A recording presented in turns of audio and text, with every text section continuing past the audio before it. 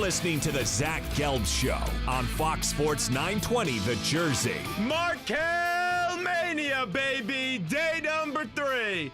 Tomorrow's the big day. Markelle Fultz officially will become a Philadelphia 76er. Welcome back in to the Zach Gelb Show right here on Fox Sports 920 The Jersey. 609-919-9200 is the telephone number if you want to hop on board with us. Let's go out to the phone lines right now and welcome in Jason Hamilton. He is the color analyst for the Washington Huskies on their radio network, also a former player and coach at Washington. Time to talk a little Markelle Fultz with Jason Hamilton, who's kind enough to join us right now. Jason, appreciate a few minutes. Thanks for the time, and how are you? Oh, I'm good. Thanks for having me on. Well, thank you so much for coming on. And here on the East Coast, you know, we don't get to see a lot of Washington games, so everyone's running to YouTube to try to see highlights of Markelle Fultz. If someone's never seen him, you got to see him a bunch this past year at Washington. Just describe his game to me. Yeah, I mean, he's the prototypical NBA point guard in today's NBA, right? You've got size, he's got sneaky athleticism, he's long, polish on the offensive end, meaning that he can shoot the long ball. 41% from three-point range this year. Now I understand in the NBA that line is extended a bit, but certainly can play the pick-and-roll game, can get to the rim and finish. So I think his game translates perfectly, especially on the offensive end, to what today's NBA style is. I saw him play 2 or 3 times last year. I know you guys had a tough one up against Yale, and this is a kid in Markelle Fultz that we talked to a lot of people that are familiar with him this past week, whether it's Rafael Chilius or his high school coach in Mike Jones, and everything we hear is how much of a good teammate this kid is and how much of a hard worker he is, and he's never satisfied. Just give me a story or two about Markelle that just shows how good of a teammate and how much of a diligent player he is. Well, I think let's fast forward to the end of the season when he struggled with a couple of minor injuries that held him out of a few games and games that ended Washington's season. But you wouldn't have known that Markelle was going to be the number 1 draft pick, a few months later, based on the way that he was trying to coach his teammates, that he was out on the floor, that he was up on the bench cheering on his guys, and even being responsive in practice or in shoot around. He could easily have just mailed it in and said, "Hey guys, it's been fun. I'll see you guys at the next level for whoever of you is going to make it. If not, my time at Washington is complete." He's always been a guy that's been bought in 100% from the very, very beginning, and I think that's just kind of his makeup and his nature, kind of being that underdog kid, and he said that, and that continued on throughout his first year at Washington. And, whether that's him being in the gym, him getting shots up, him staying after games and getting shots up in the gym, you'd see all that. We'd do post-game wrap-ups, and Markelle would be out on the floor shooting after he scored, 37 points. So I think you got a guy who works hard, who's trying to be really good at his craft, and is going to be a great teammate. The easy criticism is to look at the optics and say Washington only had 9 wins, and a lot of people have been chastising him for that. But when we talked to Coach Chilius, he said there's nothing more that Markelle Fultz could have done instead of the guys that he passed to also put the ball in the basket for those guys as well. How do you explain those 9 wins since you're close to the team? Yeah, I mean, they were in a lot of close games where they couldn't finish because they didn't have enough guys to make plays. And when the central focus was on Markelle, if you're an opposing coach and you say, hey, we're just going to try to double Markelle and get the ball in his hands and force somebody else to beat us, Washington just didn't have enough guys around him that could get it done. And I've made this comment several times. I think Markelle did make his teammates better, and it still wasn't enough for them to win more games. And if you watch those games and look at the tape, I mean, the amount of easy open shots that he was able to manufacture for his teammates. If you have guys that can put it in the hole, those guys are 15, 18 point scorers. Instead, they're 8 to 11 point scorers just because they weren't able to finish.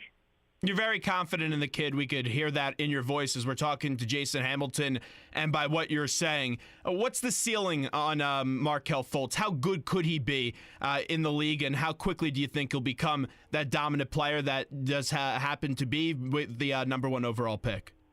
Well, I hate to say that I think he could be a perennial all-star, but I think he can. And that's how much upside he still has.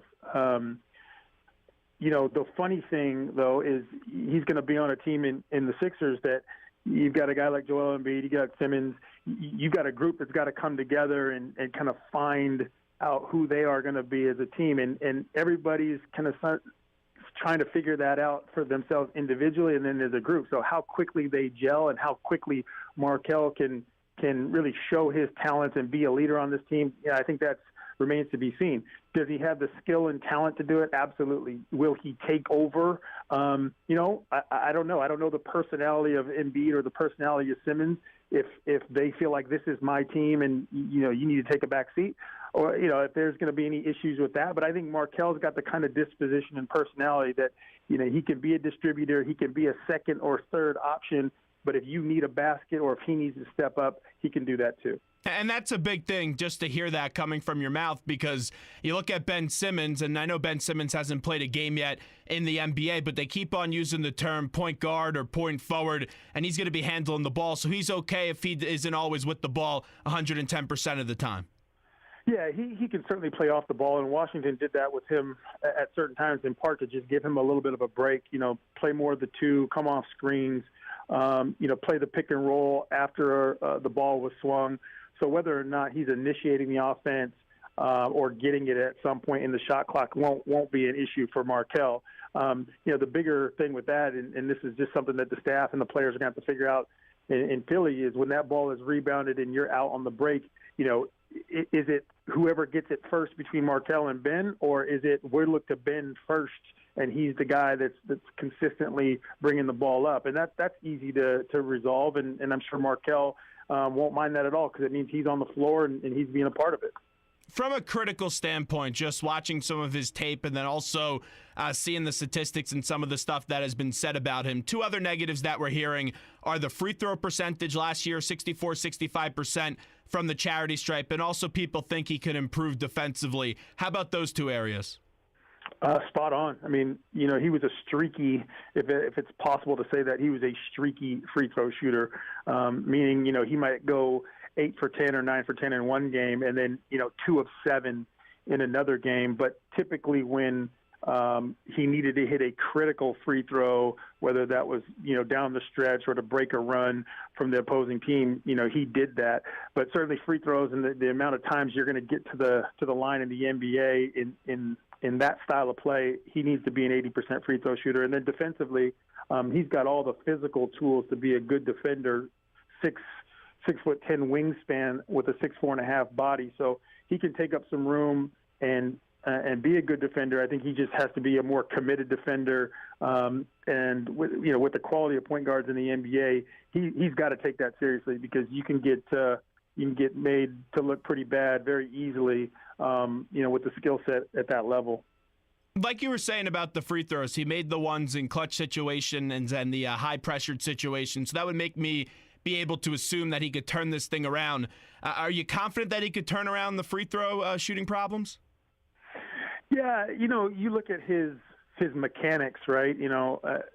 As a coach, when I look at his mechanics, they're all fine. It's a question of whether or not he's either having the focus and concentration, or if it's a rhythm issue. But one thing about NBA guards specifically, and you look at free throw percentage for guys that shoot the ball well from the outside, typically if they have an issue at the free throw line, the more years in the league they get under their belt, the better free throw shooters they become, just because you get so many opportunities and you're in practice and it becomes second nature. So I don't see that being an Achilles heel for Markelle Fultz. It might early, but it won't be long term.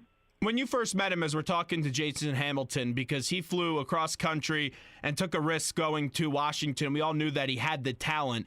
But when you first met him, was there a little bit of homesickness? How did he handle the move going to Washington in that high-pressured situation? Yeah, he was always, great to be around and great to interview, and was good post-practice when I would be in the gym or after a game. He got criticized, as we talked about a moment ago about the wins and losses. But, you think he came into a situation where you had Marquise Chris, you had DeJounte Murray, two guys that would have would have been sophomores on this team that ended up going early into the draft and being first-round picks. But even still, he kept his commitment. Going back, he could have gone to a Kentucky or an Arizona or a Duke and kept his commitment to come to Washington. And I think he felt like it was a good place for him to be. It was a little under the radar, maybe from going so far away from home, but a place that he was going to compete in a great league in the Pac-12. And from that standpoint, he just continued to grind and get better, and now he's in a position to be the number one pick. With you knowing him, do you feel like he'll use the Celtics trading that pick as more motivation, more fuel to his fire? I think he will to some degree, but I think the importance of being the number one pick is a validation thing for him, just from where he came from as a sophomore, being cut to Matha, to still being the number one pick, regardless if it was Boston or Philadelphia. I think if he takes a step back and you look at Boston's roster with the logjam of guards that they had, I was wondering how Danny Ainge was going to manage that situation anyway. So to see this move and to see him come to a younger team that might take some years to get there, but has a great load of talent, I think either way he's going to be in a good situation to have a long NBA career and be a really critical piece in trying to get a championship. Obviously, here in Philadelphia, everyone's in an exuberant mood with now having the number one overall pick, what they expect Markelle Fultz to turn into a very good player, maybe a great player for this team. But give me the Washington perspective. Were some fans upset when the Celtics traded that pick because of the backcourt they could have been putting together with a bunch of Huskies? Yeah, I think everybody here probably would have loved to have seen Isaiah Thomas and Markelle Fultz, play together, especially since Boston is, maybe a player away from breaking through in the East and trying to get past Cleveland. But, really from a just being happy for Markelle and seeing him, be in the NBA, I think the disappointment of not seeing that backcourt is overshadowed by the fact that Markelle still will be the number one pick and still, living out his dream in the NBA. What do you think he learned most during his time at Washington? You mentioned it a second ago, and that is, really truly being away. I mean, he left to go completely across the country and didn't have that day in, day out support that he could have had if he would have stayed, played at Georgetown or somewhere on the East Coast that, had more friends and family been accessible to him. So, he was kind of on his own, and he grew up. And I think that's one of the things that rookie players in the NBA, especially now guys that come out early are in their teens or early 20s. It's not like, back in the day when I played and, everybody stayed till they were a senior and, no one came out early really. He's grown up. He's traveled internationally. He's played on the USA basketball team. He's more worldly to manage the expectations and the travel and, the back-to-back games and all that stuff that comes with it. Now, that's not going to mean he won't struggle and he won't hit a wall and he won't have to fight through some things. But I think it helped him to get out and be on his own and learn and grow. Just with your coaching background and also being a player at Washington, as he gets ready for this next step, just what type of advice would you give him before he gets drafted tomorrow night? Well, ironically enough, it wouldn't be basketball advice. It'd be more financial advice and off the court stuff. I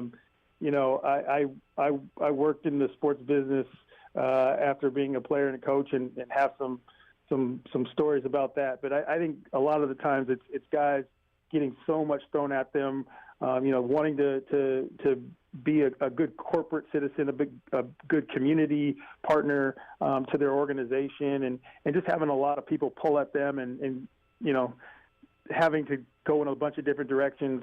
So for me, it'd be, take that part nice and easy. Don't get caught up and focus on basketball for your first couple of years, and all that other stuff will come together. I know this story, it's like a movie, and it's a crazy story. And I know that the DeMatha program is just a powerhouse. We had on there Coach Mike Jones the other day, and he was saying on that JV team that Markelle was on, there were 4 other starters that ended up going to play D1 basketball. But when he came in, was the expectation that he was only going to be here for a few months and that he would be a one and done?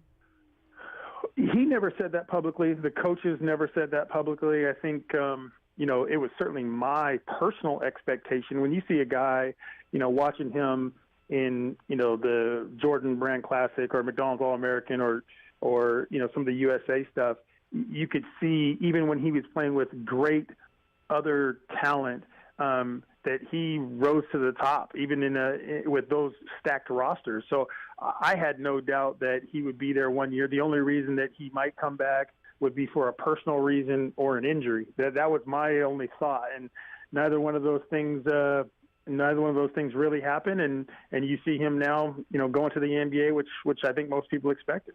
Jason Hamilton with us. Before we let you run, last one with the Huskies broadcaster, former player, and also coach. I know you can't put a lot of highlights in a 9-win season, but give me your Markelle Fultz highlight on the court with what you saw last year. Oh, boy. I mean, he's one of those guys that he's got a unique motion about him. He's not necessarily explosive quick, but he creates space with his dribble and his size. And, you wouldn't expect a guy with his frame to be able to make moves in what I call, a 2-foot hula hoop. But he's a guy that could spin, pivot, go between the legs, and cut on a dime in a small space, getting between defenders and finishing the lane. And he would do that where you just go, there's no space for him to go. There's nowhere for him to make a play. And he just constantly did that. So it's not one individual move or one individual highlight. It's just, his ability to create space and make plays, whether it's for himself or teammates. He's going to be special, and I think the Sixers fans are really going to enjoy it. And that explanation, it's just verified. Did you happen to see, it's validated by that sports science, did you happen to see that with them throwing dodgeballs at him and he's just stopping on a dime, crossing over, doing all that stuff? Did you see that? I didn't see it. But it's unbelievable.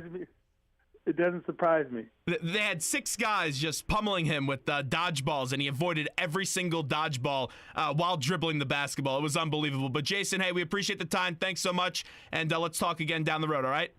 All right, Zach. Thanks a lot. There's Jason Hamilton with us on the Zach Gelb Show, Fox Sports 920 The Jersey. I'm telling you, that sports science thing was unbelievable. They had 6 guys not that far away and 6 really good dodgeball players throwing as hard as they could at him, and he dodged every single ball. It was unbelievable. While he was dribbling a basketball, he was doing spin moves, he was stopping on a dime, he was crossing over. It was something special. I retweeted it so you can find it on my Twitter, at Zach Gelb. What we'll do right now, though, is we'll take a break here on the Zach Gelb Show. We're coming on back right after this. We're going to go through a little bit of a mock draft. We'll go the top 8 picks in the draft. We will go from the Knicks and all the way down to the Sixers. We know who the Sixers are going to be taking, and Markelle Fultz. How about the rest of the top 8? More of the Zach Gelb Show when we come back from the Princeton Orthopedic Associates Studios.